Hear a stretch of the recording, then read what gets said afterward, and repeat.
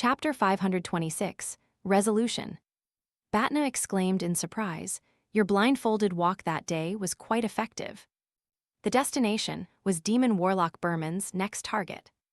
Without waiting for Lumien's response, the adventurer mumbled to himself in puzzlement, "Are you a blessed of luck?" "No, a blessed of calamity," Lumien replied inwardly. As thoughts raced, Batna suddenly formulated a new hypothesis. Could this be Demon Warlock Berman himself?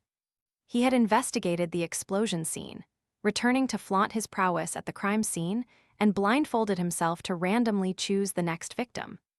Such an explanation seemed far more plausible than being blessed with luck.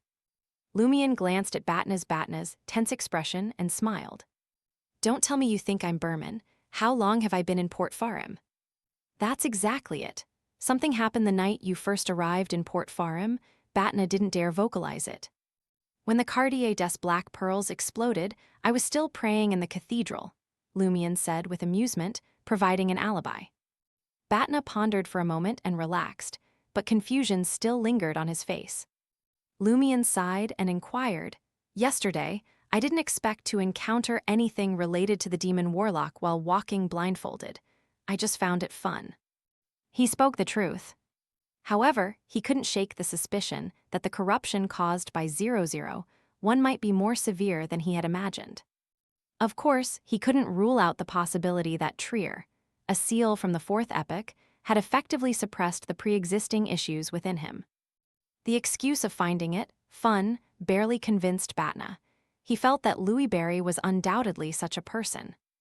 Yet the other party would sporadically set traps just for the amusement of it. Anyone treating him as an idiot would end up becoming one. "Perhaps I was truly blessed by luck yesterday," Lumien concluded.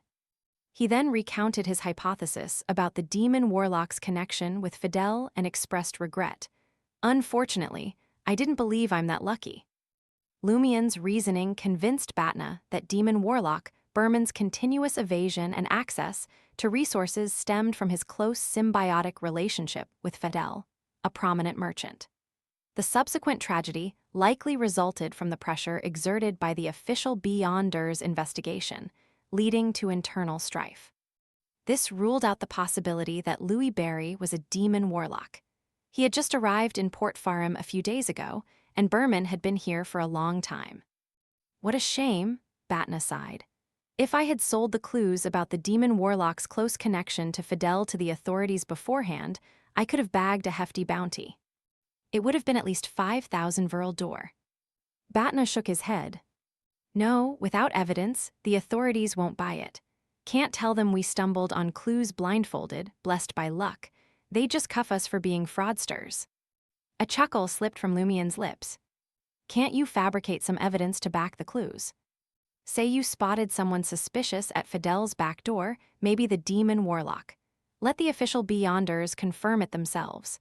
They'll uncover the truth in due time." That'd work." Batna's mouth hung slightly agape. "Why not?" Lumien grinned. "If you truly found the demon warlock, tell them not to sweat the details. Just ask if the clues are legit and if they helped capture the demon warlock. If they miss Berman, it's a small scam at worst. Few days of hard labor for you. Official Beyonders can take tips from adventurers without solid certainty, right? They'd miss genuine info otherwise." Lumien's words left Batna silent momentarily before he blurted out, "Don't tell me you've got Islander blood." Deception seemed to be his forte. Lumien casually replied, "Knew an Islander in Trier, quite the con artist with rich experience and techniques." With a flicker of interest, Lumien raised his left hand, pinching his left eye socket. Glancing at Batna, he asked, "How long have you been adventuring? Why still so green?" "Over a year," Batna defended himself. "It's just that I stick to the rules with authorities. I'm more adaptable when dealing with pirates and others." "Adventurers slipping clues to authorities also dabble in deceit, right?" Lumien grinned. "They scam if they can." He suspected Batna's strict adherence to rules came from a well-bred background, a notion confirmed by the other party's attire and appearance. Observing Batna's silence, Lumien finished his remaining salted coffee and glanced back at the lively open-air market. "Try not to go to the morgue, cemetery, or other places for the time being.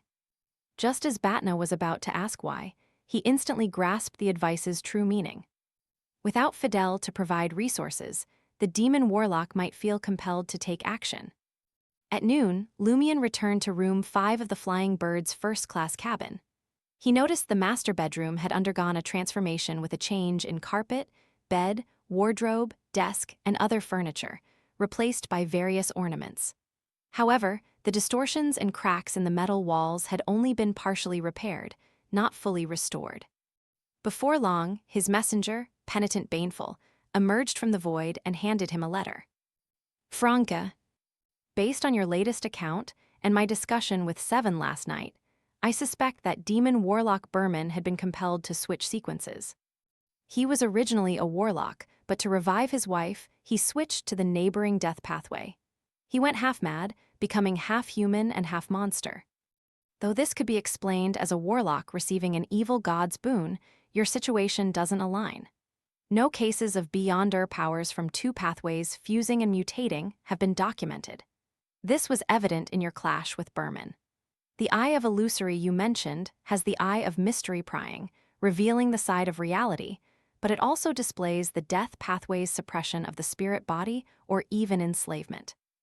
As far as I know, the death pathway gains an Eye of Death ability at Sequence 8 Gravedigger. Did it fuse with the Eye of Mystery prying, forming that distinctive Eye of Illusory? As Lumion read, he suddenly recalled the appearance of the Eye of Illusory.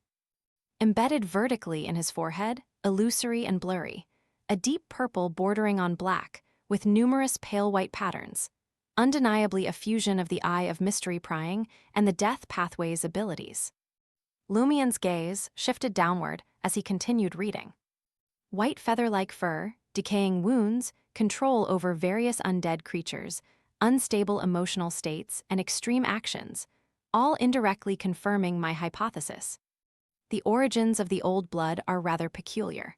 I've conducted magic mirror divinations several times and consulted various entities, but all I've gleaned is that it stems from the depths of the spirit world. No further information. It seems the irreversible half-mad Berman had some other fortuitous encounter. Unstable emotions, extreme actions, irreversible half-madness. Lumion mulled over the descriptions and let out an inaudible sigh. How determined and desperate must Berman have been when he chose to consume the death pathway potion?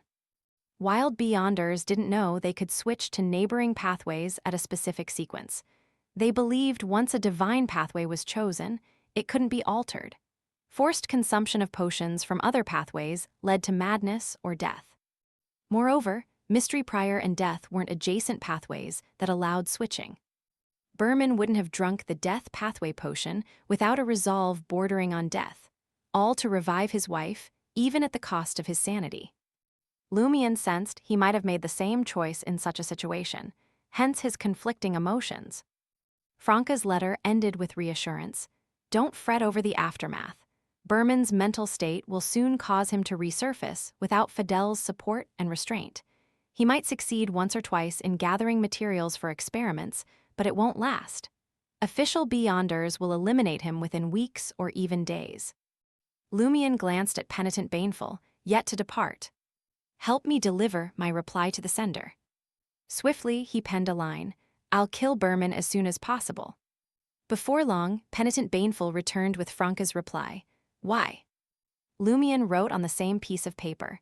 I wish to punish him for his crimes. He paused for a moment before continuing, and end his pain. Folding the letter into a square, Lumion handed it to Baneful and glanced at the messenger. Don't you find it troublesome to send letters back and forth? It wasn't concern, but puzzlement. After delivering the letter, Penitent Baneful didn't leave immediately. Instead, he waited for a potential reply. This time, Baneful didn't remain silent. He replied in a deep voice, being busy makes me feel better. It's better to have something to do than always watch the darkness. Lumion listened quietly without responding, watching Penitent Baneful turn and walk into the void. He empathized with those words. Franca didn't stop Lumion. Her reply was concise and forceful. Be careful. Lumion exhaled and walked to the living room window. Casting his gaze at Port Farim bathed in the blazing sunlight and the distant Andatna volcano.